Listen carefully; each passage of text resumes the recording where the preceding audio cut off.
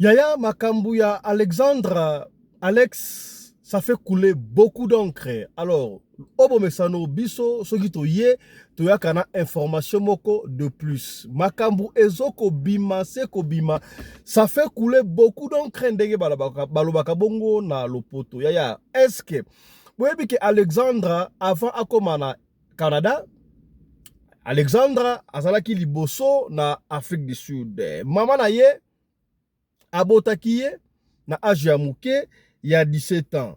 Tokosolola makambo ebele Alexandre lelo disparition na ye eza dû à quoi? Bokoyoka yango, qu'est-ce qui s'est passé? Est-ce que ndenge tomoni ba menacer ambassadeur kuna azosokipe te via Alexandre na Afrique du Sud ezalaki ndenge nini? Ya na émission oyo toyi live ya à boire et à manger na sengi na yo au partager tokoloba mabe bele lelo awa.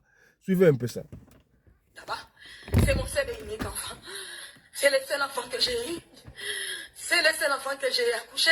C'est la fille que j'ai eue à mes 16-17 ans, quand j'étais petite. Et j'ai souffert de ma vie. Et j'ai souffert. Voilà.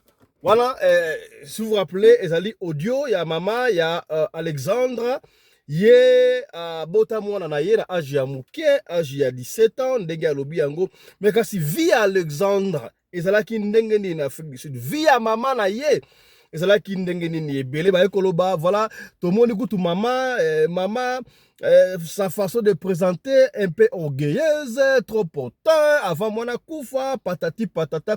C'est quoi la vie ya maman ya Alexandrie ya yango toko développer yango awa na émission ya lelo. Mbote bandeko balandi ya radio lokoye télévision bisika nyos tubozwami. Merci na confiance pe fidélité bozali ko pesa programme oyo Radio Lokole masolo epai wapi tokutanaka mpona kosolola makambo zali koleka bongo na communauté na biso africaine en général mingi ya biso batu ya mangala. Ngai kombo na ngai Fiston Pelende tata ya Sedek. C'est vrai, internet eza ya koningana. Facebook, TikTok, YouTube, tout le monde parle au sujet. Il y a moi Nabiso, Leki Nabiso, Alexandre. Alexandre, oui, c'est vrai, ne plus. Tout le monde écoute moi. Vidéo moko bimi ya tiktokers moko abino bomi tungsamate Alexandre bamoni awa na Luanda balenga bagede oteka ye konsowa ezaka ba comédie to kozongela ngo avec image na émission na biso ezali koya, mais Alexandre est bel et bien décédé pour tout le monde qui police oyo alakisa biso ke police canadienne bien sûr a confirmé que décès ya Alexandre ezali ya mboto kota na ba sujet vivement ya décès. Il y a Alexandre, comment ça s'est passé? Akufi ndenge nini? Comportement ya Yemoko, oui c'est vrai, Mabe Koti, mais il faut total la paix. Yemoko comportement Alexandre, comportement na Isla ki ndenge nini? 21 ans, 21 ans, âge ya mukete, pour la moana, ya moi si n'est-ce pas? Est-ce que makamba na eko sala Yemoko ayebaki yango to ayebaki yango te? Na ngina rafraîchir bino mémoire. Boza nanu pendant que tu m'as dit Alexandre azali wapi et ta ba mona ki corps na ye akufi moi symbiose wana moi inquiétude wana moi douleur oyo batu bazalaki nango tant ba ndeko luka bongo Alexandre suivez un peu moi reportage oyo et puis on va revenir et recompte ce qu'on a sujet vivement. Le coroner a confirmé en fin d'après-midi qu'il s'agit d'Alexandra Martine Diengo Lumbayi, cette Congolaise de 21 ans qui est portée disparue depuis mercredi dernier. C'est un kayakiste qui a fait la découverte du corps inanimé dans l'eau. La belle Alexandra n'est plus.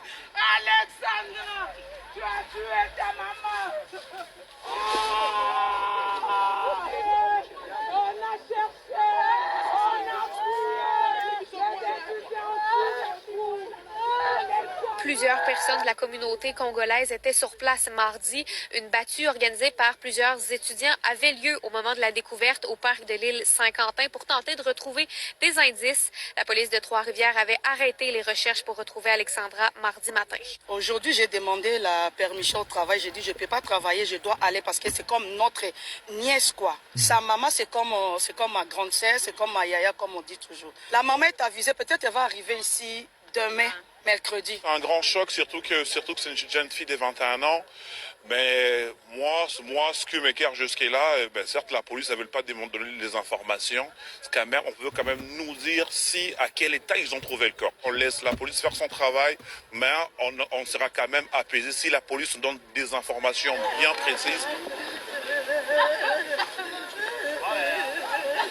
On sentait de la frustration de la part des gens qui étaient présents à l'île Saint-Quentin mardi. Selon eux, la police aurait pu faire plus dans son enquête. C'est un choc, je vais vous dire, énorme au niveau de la communauté, pas seulement à Trois-Rivières, mais au niveau national. Parce qu'on a des gens ici aujourd'hui venant de Toronto, de Montréal, de Québec, d'Ottawa, comme moi-même, mais c'est vraiment de partout qui sont venus parce que c'est vraiment choc d'abord à l'interne au niveau de la communauté congolaise, mais choc également au niveau vraiment de la communauté africaine de façon générale et des Canadiens dans son ensemble. On a l'impression que la police n'a pas tenu compte de certaines sensibilités. Parce que même au niveau des recherches, au début, on a pensé qu'au début, quand ça venait d'arriver, il y a plus de chances qu'on retrouve la personne vivante. Mais plus ça prend le temps, plus on perd un peu d'espoir. Et ça, vraiment, ça s'est ressenti au niveau de la communauté. Mais je comprends que tout le monde essaie de faire ce qu'il peut. La police fait également son travail. Mais c'est vraiment les ressentiments de la communauté que j'ai souligné ici.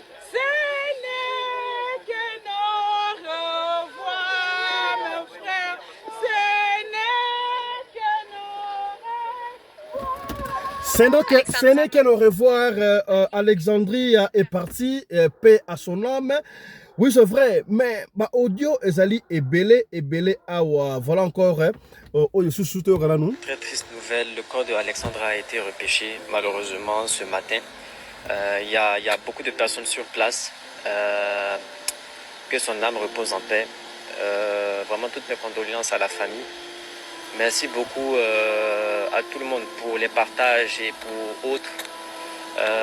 Vraiment, je ne sais pas quoi dire, même moi-même, je ne sais même pas quoi dire. Je fais cette vidéo et je ne sais pas quoi dire en fait. Voilà, vraiment, merci beaucoup. Moi aussi, au nom de toute l'équipe de la radio, le Collet, télévision, en fait, na monique et solidarité vraiment ezalaka entre Africains en général, particulièrement Congolais, parce que Alexandrie, moi, Nabiso, Azalaki et Mogokuna, mais comment est-ce que tout le monde était mobilisé. Tout le monde était mobilisé. Encore une fois de plus, merci na soutien à la communauté congolaise partout, partout au Canada, pour la commune, moi, Nabiso, à Lukamape, à Zouama. Hélas, tu fournis surtout, effort surtout, mais ce qu'on a pu nous ramener, c'est-à-dire que cadavre, les corps sans vie d'Alexandre. Et Pesibiso Pasiako Sakanate. Alors, na Canada yaya batu ndenge tozi ba audio toki. D'abord pour votre information, voilà maloba ya mama na ye abotaki Alexandrie trop jeune, abotaki na âge ya 17 ans, d'ailleurs sur ce monde ba photo zo défilé, ba photo oyo tokotela bino ango pour dire voilà Alexandria na maman na ye c'est comme ami voilà maman Alexandria na Alexandre na maman na ye voilà bango wana basa presque ndenge moko lokola leki na kurutu pa botaki ye na âge moko ya mukie voilà ndenge ba biso photo tali ebele wa to côté lo ango na émission proprement dit au mona ça vraiment ebele to côté là na émission oyo ekolanda. Alors c'est quoi le problème? Maman Alexandrie est en botaki Alexandrie à l'âge de 17 ans.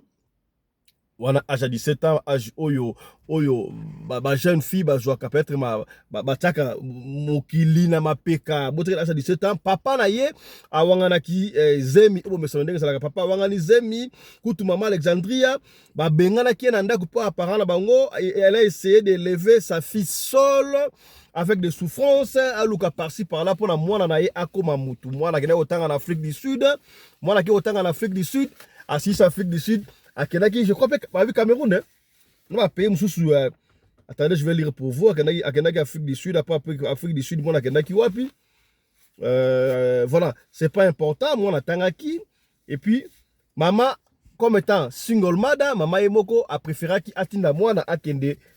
Tanga na Canada moi nazaki enfant chéri ya bande ko chéri comme se doit tango moi na yaki na Afrique du Sud ya makambo siko e bandi mais ya mboto ko mawana nangi to sola nanu ndenge bato ba women na Canada bazali ba pesi biso ba audio ba expliquer biso na Canada mutu a disparaître pamba ndengo wana te.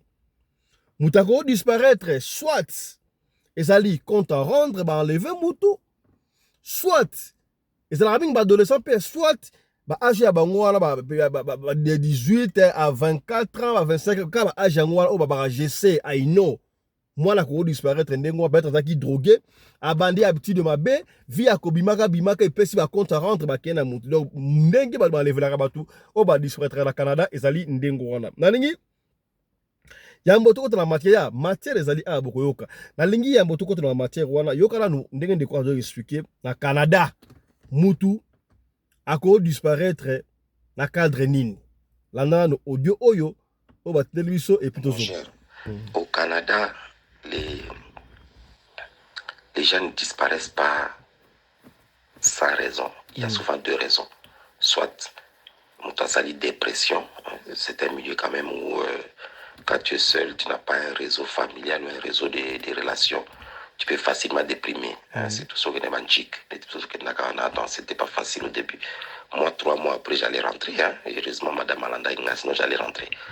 Donc, on peut faire face à la solitude, et finalement on déprime, et puis on disjoncte, on peut faire n'importe quoi, même du somnambule, tu sais. Donc tu peux aller te retrouver à un endroit dangereux, et puis les pires arrivent. Mais à part cela, ce sont souvent les proches. Donc un complot avec des proches, et puis ils se décident, ils te font un guet-apens, et puis les pires aussi arrivent. C'est pourquoi souvent ce sont les adolescents, donc les jeunes adultes, souvent, parce que c'est des gens qui sont hors contrôle parental, c'est des gens qui apprennent à imposer leur propre jugement, et ils font parfois des mauvais choix. C'est pourquoi, en tout cas, moi j'ai toujours déconseillé aux gens de laisser leurs adolescents aller dans des pays comme le Canada et ailleurs, s'ils n'ont pas des gens qui peuvent ne serait-ce que surveiller, des gens qui peuvent être de support, donc relationnel. Donc c'est compliqué. Je déconseille toujours. Moi, je suis là avec mes enfants, mais mon cher, c'est une véritable armée parce que je donne des consignes qui doivent être exécutées. Je surveille leur fréquentation. Ils vont où, à quelle heure, pour quel truc. Si c'est un restaurant avec les amis, je prends mon argent, je donne. Vous allez manger avec mes... C'est moi qui contrôle tout en fait. Je contrôle leur compte bancaire, je contrôle tout. Sinon, tu vas perdre tes enfants. Pas seulement par la mort, mais tu vas les perdre aussi par les habitudes qu'il faut acquérir et qui vont être contre-productifs pour leur avenir. Donc, c'est un peu ça, mon cher. Voilà. Je crois que quelques raisons oyo batu ba limwaka bongo na Canada. Gardez vos souffles ba audio zali awa. Ya adage oyo lobaka nini, balobaka nini? Tel père, tel fils, telle mère, telle fille. Tone balobaka ndengo wana. Na ngito ka sus audio oyo. Yoka. C'est mon seul et unique enfant. C'est le seul enfant que j'ai eu. C'est le seul enfant que j'ai accouché. C'est la fille que j'ai eue à mes 16-17 ans, quand j'étais petite. Et j'ai souffert de ma vie. Et j'ai souffert. Voilà, wana ezali maman Alexandra Mtaoloba, c'est le seul enfant que j'ai eu Alexandra à 17 ans et consort. Déjà à 17 ans, moi si tout moi asa censé à cause de la parent naïe. Ce qui a beauté qui n'a 17 ans, c'est qu'il y a eu un problème, n'est-ce pas? À ça là qui bilinga na vie, peut-être découverte, yabana basi, yabana mbali, ça que maman a bota na 17 ans. Alors bien on noir sur blanc ce côté kuna kutu ba parents ba bengana kiye papa wangana zemi ye asala oya ko sala bunda pour comme ça moi na ndenge ya komi wana évidemment abota ki na 17 ans so bo ba photo des filles active non aso paraître jeune so ko moni Alexandra o ko mona lokola asali le kina kulutu yena mama na ye. Kasi na 17 ans maman abota soki otali sika âge ya maman ndenga komi abota ki na 17 ans mais Qu'est-ce qui a fait que maman abota lisusu te? Est-ce que aboyaki na ye kobota to bana basilaki na libumu? Si on suppose que aboyaki na ye kobota, ça va, y a pas de problème, abota lisusu. Mais abandé ko lisusu semité pour anini? Pour ba raison ebele c'est la remutu aza susu semité na kokota na ba détail wana te. Nous parlons de tout ça aux radio le koya botelanga ba j'aime. Botelanga ba j'aime. Aza pembe na pembe. Na soko linga to sur la makam au puisque to lingi de souté qui puisse avoir une deuxième Alexandre. Au film soit Koufi. Si on parle d'Alexandre, même garçon, mais baya bibal, parce qu'on a problème, mingi peut-être, mais bazara nango, mais mingi, mais ya bas un problème. Baya basi bokota.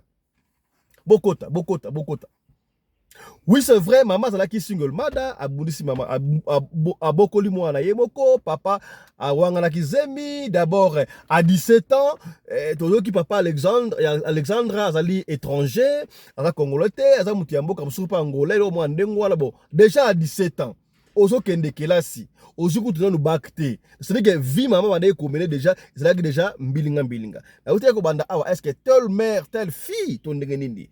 Et ya, tu sors le makam avec beaucoup de peine. Tu sors ma réserve, il y a le makam belé, mais tu as dit ça, tu lingite objectif, et ça dit tu lingite lobby moi na mususu akufa boye.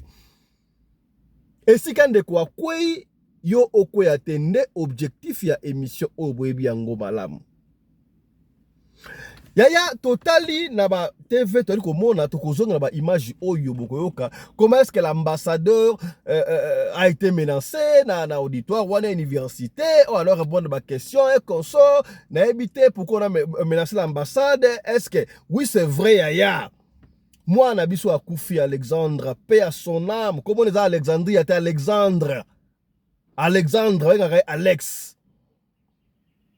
Alex tang maman na ya botiye a memaki en Afrique du Sud ya kotanga. Alex a joué diplôme d'état na ye na Afrique du Sud yaya. Alex azali mutu oyo ayebani ba famille oyo yebi Alexandre en Afrique du Sud bazali bokoyo ka conversation oyo to sololi na mutu oyo mwana na ya azali proche ya Alexandre mais azana ba réserve. Ana ba réserve. Yemoko kutu alingaki to sola boete alingaki koleka to abika nde to sola boyo enregistrer ka soko kota ata pa na ba réserve ya kotanga ba kombo. D'abord soki bomoni mama Alexandre na banda ekoloba bon na éviter l'apparence est trompeuse bandeko derrière ba commentaire na live ça qui liboso ba maman wana ba français belé maman wana trop potent maman azo manifester moi orgueil bon ndengani na TikTok et conso bon na éviter maman ya Alexandra azala maman o maman tiktokeuse to ayaki kaka na TikTok pona ko présenter situation ya mwana na ye na éviter est-ce que na âge maman wana azali ezali âge oyo mutako ko saka na TikTok on ne sait pas là je suis en train de décrire et sa famille a batu mettre solo là après ça makambo oyo komi na communauté pona likambo seko la bisoté. Donc ça montre que maman, tout ça, moi analyse wana maman boteki na 17 ans, ba bengana ki e abundi yemoko boyebi une jeune fille à 17 ans, boti à 18 ans, yemoko vit déjà yemoko et pour à se stabiliser. Ako le kana ba étape nini to yebi yango. Et tango Alex azalaki awa. Ani to simbelo ko malamu. Alex azalaki na camarade ne bozo benga muninga na yo wana pe azalaki na Afrique du Sud azalaki na Afrique du Sud muninga na yo wana awana ko tanga na école benga Queen na Afrique du Sud muninga ya Alex wana Alexandre o bala sona mama na bango wana muninga na yo wana tanga yaka azalaka na famille et pa bandeko na ye bazali awa kasi yaya tolobaki yango Miko elekito na live pe mama soki possibilité zali olingi mwana na yo aya kotanga libanda yo moko yaka ozala pembeni ya mwana na yo bat o batinda ka bwana d'ailleurs moi en fait et ça volonté à mutu hein? Ça dépend okotinda mwana ki otanga libanda bala msupe ba se réserva bango moko la bis to ya ba mboka o bala mikie lelo makambo evanda boye pour ça la discipline soki mwana za na discipline te surtout ba pays oyo moi ça la kana droit mbilinga ezali lisolo ya camarade na ye wate na pas solo ka moi symbiose muki pour comprendre ce que to côté na masolo camarade na ye oyo wana sona mama na bango wana azaki na fixe abale otanga na queen comme école ngo queen esika batiaki ye na ndaku pa bandeko na bango elle était parvenue ya kobenga mama na bango na Kinshasa ke bazo ko nyokola ye. Donc pourquoi ba nyokola ye alingaki libertinage liberté asala kama kambu abane ko sala. Même chose pe na Alexandre. Donc en Afrique du Sud awa yaya déjà à Koufina âge à 21 ans n'est-ce pas calculé ça fait 2 ans ça dit qu'on a on ne sait pas mais tant on là qui awa avant même diplôme d'état. Voilà ngam na lobi yango te il paraît bango bazalaki ba petite fille oyo balingaka bankambu mingi. Balingaka mankambu mingi. Bon, ça je ne confirme pas parce que mutu azo bangam oyo azali moko ya bato baza proche ya famille. Est-ce que c'est vrai que Alexandre ndenga zalaki wana akufi bon azali na zemi déjà il y a quelques mois? Ponde kwa lobi audio moko bango na bango abi que Alexandre azalaki na zemi déjà yemoko il y a quelques temps. Oh, à 21 ans déjà. Donc, comme menacer ambassadeur de menacer ambassadeur voilà et ça li pena bien tout le monde a bien faute ambassadeur na katite. Est-ce que total vie à bana parce que vie na bango en Afrique du Sud awa il paraît et c'est là qui moi mame na li koloba mingi te o papa fichier solo babongo pona ni te zo linga te ke Alexandria mususu a bakama na mikolali koya mena lingi Tolanda, bisona bisno elongo, bolanda, conversation oyo, ndekomoko, totiki anonyme, mais toali ko solana ye. Toali ko solana ye, azoko beta li solo Alexandria, na maman, aye bien, banana ye, pare, basa ba camarade ya bango, donc abanda ki koya kutu pa ba camarade na, omoni oyo, camarade Alexandria na olbana, abala fa na bruma baleko bana fait ici na jobo ebi bruma donc na diko ba mingi te ba papa fisa ba gite na ningi boyo ka conversation auto sola ki na ndeko oyo en principe on n'était pas obligé à côté yango mais na ndenge makabo ekendele to ko sauter ba partie mikem ke to ko briller yango pour la éthique la paix anonyme boyoka ndenge conversation oboko comprendre quel genre de bateau azali. Alors oui c'est vrai ça fait de la peine. Yango na ute na bino musika. Na ba gitala mama abotaki mwana à âge à 17 ans. Na tuna ki ba telle mère, telle fille, tel père, tel fils to ba tel père, telle fille. Na ebité ba ndeni. Elle mo ko sala ko no telle mère, telle fille, tel père, tel fils. Et ko changer no tel père, telle fille, telle mère, tel fils. Ah, ezandenge nini. Na ebité. Yo mo ko tala biso ba lo nini kuna na kat na ebité. Landa na conversation oyo et puis to ko zonga to développer comme sous. Bon là landa yango attentivement et belé boki yango te me boko so pe matière awa. Landa. Allô, oui Loba. Loba. Excusez-moi. Excusez-moi.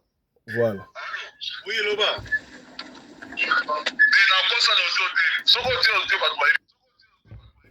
Voilà, voilà, so boya au sala audio. Voilà, to kaye c'est ça pas partout ndambo. Alinga écoute au sala audio te ka zo bana. Alinga yo kaka ndengo wana. Voilà. Voilà. Donc voilà. Loba. Allez.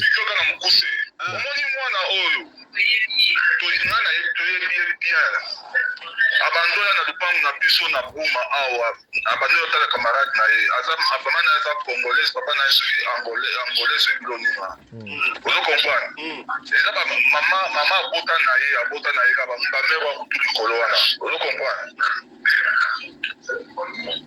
ata kuna banda koya mwana wana pe azape auti pe ya mama moko single mother bango nyonso bake Canada ezala place toyeba camarade na ye Bon, bakangi wana iparete bakangi bazo bana ndako moko bazo partager ndako mona fio ya babongo. Bauti awa na Afrique du Sud nga na yebi bango déjà baange eza ba 11 ba tout petit moko déjà lorsque bakoma okende en métrique déjà omoni bato babetio bavivaka bato moko baza basingle mada bamada bazalaka mingi na Congo ozomwa bamero ya mitu likolo wana ozo comprendre oui bana oyo bamama na bango baza kuna na Congo bavi na bango wana bazi bambongo batimba na Canada bamemi vi oyo bazalaki nango awa nde vi bazalaki baki kosala lisusu kuna lelo bozogangela ambassadeur mwana wana aza na zemi ya 6 mwana yoki mama na ye na audio moko mwana azali na zemi simwa bana oyo ngana toyebi bango très bien depuis age ba 11 ans toyebi vi na bango ata na Simba na nzela. Donc, Alexandrie a lancé ma 6 mois. Oh, mais voiture moko ezala yo moya onde. Na oki angote otindelinga ngote. Na luka na tindela o mama na ye alobi ke no mwana azali déjà c'est ma 6 mois. Azali na sema audio moko uchup na lelo.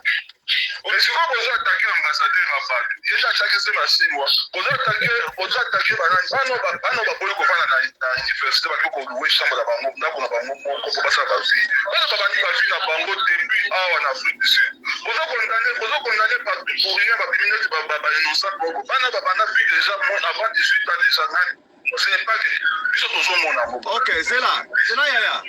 Alexandria banova na Bruma. Abanda ya camarade na ye na Bruma. Ye abando tanga na école privée moko na yise ceux qui wapi wana. Kaka na Togo wao. Mais camarade na ye abando tanga na Kui. OK, camarade na ye o passe na Canada wana. Yeah. OK, siko Alexandria mama na bango aza mutu bakata za na Congo. Mama pe ya camarade na ye wana aza pe na Congo. Sikoyo mama ya Alexandria awanafa na Alexandria awana jobu alafa na panani.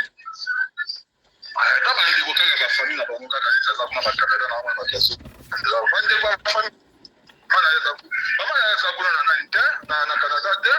La même chose na camarade na yo bakangi wana. Mama na yepe aza pe na Lubumbashi. OK. Vous comprenez? Oui. C'est pas que nous sommes pas innocents pour beaucoup. Ça, nous, on a vu la banque déjà pour que papa me colle, on a pas de côté de côté. C'est quoi?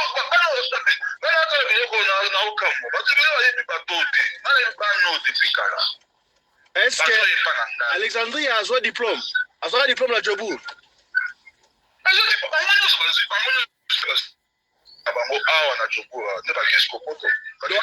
Bakana ipoto parti à Jobour to bazonga ekim.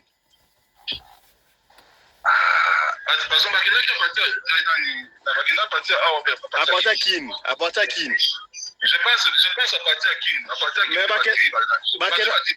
Bakena nzela moko te. Bakena nzela moko te oyo akei oyo ayi kolanda.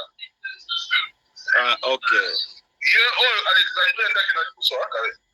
Oyo akumbi oyo ndaki ndaki na liboso après 2 ans au camarade na ye ya équipe na bango baza ka bami balete baza soki 3 soki 5 mwana bakongole bakota bangole baza groupe moko boye ya bana moko to mitu ebeba. Oh. Fais ça matière. Matière ici. Bon, ça là. On a bien besoin d'attaquer l'ambassadeur, communauté congolaise, ils sont au Canada, mais besoin d'attaquer l'ambassadeur. Mais papa, l'université dans la place, pas juste la co-fan, mais pas dans la co-fan. On est déjà va monter, par exemple, ceux qui osent entrer quoi, maman n'a pas mot. Va monter histoire à cause de maman n'a que non, ah, ma zone a traité, va lequel maman n'a dit ok, le gars n'a pas de candidat pour au fond de l'homme. Parce que au fond de la coupe tout ma capa monter voilà. Ils ont des bandes qui avancent. Attends, lorsque on a Canada, on va à l'université, on va qui on va dans le Congo, on va jouer papa, on va jouer dans le bon. Parce que maman on va au Congo, on va femme, on va dans la moto voilà. On va pas. Oui, mais maman na maloba na ya mwana za mwa orgueil muke hein. ma papa nana koti ndo na photo na ye koti to ya bon mwana po ya ça dans le jeu là ça comme ko to ko mona kaka bima parce que mwana za ce qui na une photo la scène c'est qui 4 ans c'est 5 ans ko mona à partir maman ko comprendre que mwana copier ba comportement mwana ye ja mutu bakata yeza la tawo biso mama na yake ndaki petia mutu bakata papa na bosa na yote peut-être aux enregistrer la bosse ba compoter dans tout ça mais ceux qui sont les gens qui bana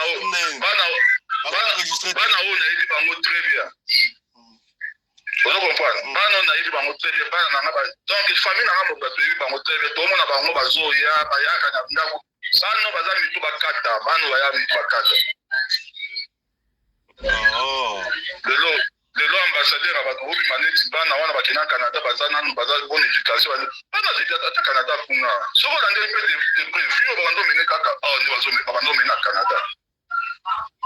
Donc c'est fort possible hier Alexandrie donc tana mobile kuna wa réalité obala bomie papa vérifier la auto na bito ce qui quand moko koza wana ko tindela yo vidéo moko mama na ye auto lelo na TikTok mama na ye auto lobi ko to mwana yebisaki kala aseli ya 6 mois siko bino bozo siko to yebite peut-être mutumbo tindela bomie yo makamoko boyeba tindela ngali mama na wana please vraiment please yo na TikTok surtout dans la histoire na isoko na TikTok parce que dans TikTok c'est pas lien na TikTok soko côté au mona kasi ngana moniteur soki oza na lien facilité nga mama otinga lien ngo mama OK bana nde ba doka ba TikTok je bien soki ba lien na otinga la pick up mais pardon na dignité ta football ta de toute façon ta ko na photo na merde ouais na photo na merde ça te ba Voilà. Voilà, je crois que qui doki. Ah. Déjà même na oui ba kisanga. C'est bon, mais besoin de biso sur la jobu. Biso sur la jobu là.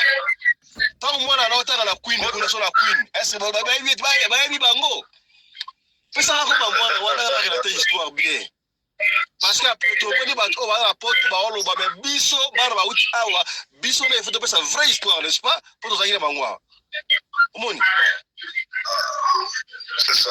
Obanga lelo ko yo pesa nga mate pas bango très bien bana mike bana nga kutu passe baza ba ko témoigner bango kutu ne ba biso ba histoire non so na mona ba général makushu na mona ba nyonso baza ba commenter ba Canada kuna bazo gangela ambassadeur baka basipa bimaki déjà après depuis Afrique du Sud ambassadeur ayeko bima l'ambassadeur ka Congo na Canada ayeko bima père c'est comme si bana bazali bana moko ya bonne vie bana moko gentil bana moko awa ye mwana ngo Alexandrie abalofu tanda kuna mninga na yeto alofa na famille wangu awa omoni bana wana na ebiso ke bana wana za bajabu ba monter ba parents bazali so bazana bana migata ba grade 10 12 ba grade 10 11 les ba kotika na grade 12 ba monter siko ba komi ko peut-être mo ba fana ba mo ba voyage na ba pecho ba bangi vie avant 18 ans ba pecho ba tamo tout ba kata et pourquoi parce que bana oyo ba kolite na papa te na mama de classe bazali tona peut-être au confier net go camarade na yo wana ba confier pas tata mwasi na ye a monter histoire biso moto yebi yango ke no bazo maltraiter maman na le bloc buka place biso ke lo futer ni pour la kina place biso je comprends alors yo lorsque moi na ye biso bazo maltraiter biso yo za moi na so ko ninga ko tia moi na des moi ce ko dans la histoire moi na sima moto ba puis maman Alexandrie ce qui maman Alexandrie aza pe femme libre bota pe na moto mususu moi na oyo ozo ko pa aza marié te abala te la même chose na camarade na ye na ba nyonso azanga na mwana moko wa lukuta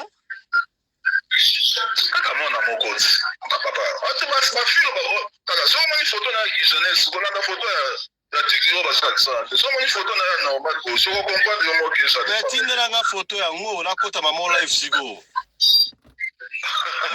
mais yo kona na TikTok ko ba photo nyonso ou bien na Facebook groupe ni comment na woni na photo TikTok na ba photo nyonso so ko mika Alexandra OK so ko mika Alexandra bimiso ba photo na ye nyonso makamutima ka photo za na mama na ye aza mwana ngala ba tatu mu mwindu na mama na ye donc so basi ba na se biloko nyonso ba kumsela na TikTok na ko ba Alexandria Alexandra to Alexandrie. Alexandre, comment est Alexandre? Bon, si que maman là, au début, maman a dit, moi, elle qui a 6 mois, mais c'est moi 6 mois, il faut. Et comme il y a l'histoire, on a le l'histoire nous sur la TikTok. So comme Alexandre, comme histoire, on a posté maman, maman a posté ma campagne sur la page. Ok, d'accord. Si comme c'est moi 6 mois, il fallait que madame mon était. Ce qui peut vous dans la physique, on a l'action de l'audio semaine, dans le Togo, on a limité, pas Congolais, madame, je suis surtout là, quand tu connais la ça pour vous finir, on a la Togo, on a Congolais. Voilà, je crois, tu as dit moi extrait. Yaya. Donc c'est compliqué. C'est compliqué. Je manque de mots. Si on ne sait pas. Alexandre, oui, c'est vrai, le corps sans vinaye, bah découvrir en okuna. Akeneng na part kosala nini. C'est l'explication de Oyo. Est-ce que si seulement si Makambalobe ça dit à solo vibane comme en Afrique du Sud, awa il y a beaucoup de boîte qu'on voyager parce qu'il y a Koufina à 21 ans, je suppose qu'il y a pas il m'a bien déjà la grade 10, grade 11, grade 10 c'est comme c'est 4e hein, humanité non 4e 5e déjà avant coup de diplôme babane ko luka vie ko c'est pas na vie déjà. Donc cela veut dire que à peu près âge wala 17 ans déjà ça va 17 ans ça ka âge oyo maman na ye abota ki yango na baki est-ce que balobaka vraiment ça ya solo que telle mère telle fille tel père tel fils na habité chez ceux qui sont telle mère tel fils. Donc on se réserve un peu trop et ça famille à Batou, mais comprenez que les enfants doivent être éduqués par les parents là-bas. Surtout dans la biche à Mikolo, il faut faire très attention. Bana ya Mikolo, et ben là comme on a mwana, bana bazo banga sous ba parenté, bana oyo ba botami libanda, topi ba koli libanda, ba comme l'impression que bango ba yebi makamu koleka ba parents. Donc bana oyo ba bota libanda tellement parents yana amemi na poto to aboti na poto papa ebi anglais te maman ebi anglais te ebi portugais te ebi spanish te ebi français te yo otangi awa osolo ba français osala so bien okanisi lokola oyebi koleka ba parents non. Oh balobaka les oreilles ne dépassent jamais la tête yaya pas si Siko, si seulement si, parce que ndeko to mona oloba awa, akolimbisa ngai, c'était pas prévu to tia audio oyo mais to fa une équipe c'est prévu to tia ngo pour la illustration, c'est que bateau ba bango bazali. Parce que peine oyo Afrique mobimba, communauté africaine et yo ki monde entier koutna mindele ba yo ki yango. Soki à moi que Alexandra akufa na cause moko ayebite mais soki akufi na cause oyo ye moko ayebi to bato bayebi to mama na ya ayebi ekopesa pasi na motema ekopesa na pasi ya motema yoka makambo de quoi mission makambo ya grossesse est-ce que c'est vrai? Il y a un nouveau promettant tokozonga lisusu tokoyeba ba enquête et continuer en fait. Moi, Nassi Akoufi, paix à son âme, nous sommes en train de compatir avec la famille. Je ne sais pas si le papa est où. D'ailleurs, il y a une compassion, il y a une communauté, na décès à moi, ils ont fait biso mutuko soit ko sakanate. Mais nous continuons à faire des investigations. Moi, na oyo akomaki Canada ndenge nini. Akenda yi Canada na moyen nini.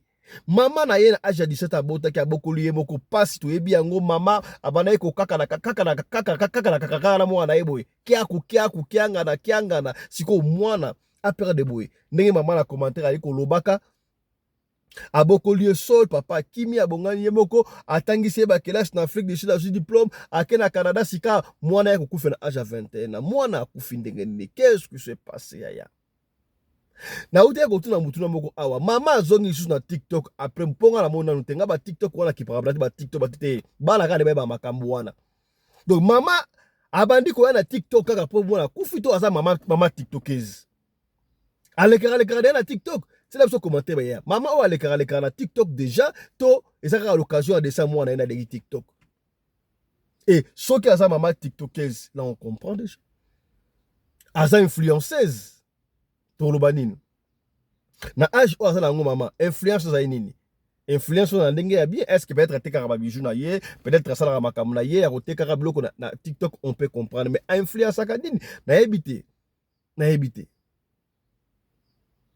Si seulement si que makamunde kwa lobi et que Alexandra azalaki ndengo wana a copier kaka ndenge mama na azalaki to ne pas on ne sait pas to lobi te que soki mwana boti na 17 ans que azali kaka forcément ma bête peut-être que ça la père ba na découverte banini ayepe ko beba mais pesimbilinga mbilinga yaya to ko zota mingi te poto ko zonga lelo kaka to tika na émission ya suka pour mama Alexandra toko zonga lisusu to pesi autant bota émission o ebiso to ke ne peut ko sa ba recherche sur Alexandre toko zonga lisusu poto ya koyeba de quoi akelaki poto ndenge nini zalaki ne to ko benga pe expert est-ce que afandaki kutu na homme te pona nini elle a préféré ko louer pona nini ezaka ka ndenge ne ko lobi awa bango balinga ko fana musika pona bayeba makambo na wote po muninga na ya tikali en vie wana abanena asaki na famille awa mais akosi makambo ba nyokola ye mama na bango na Kongo abino luka esika na futela ka mbongo ba mama yango basala ka musala nini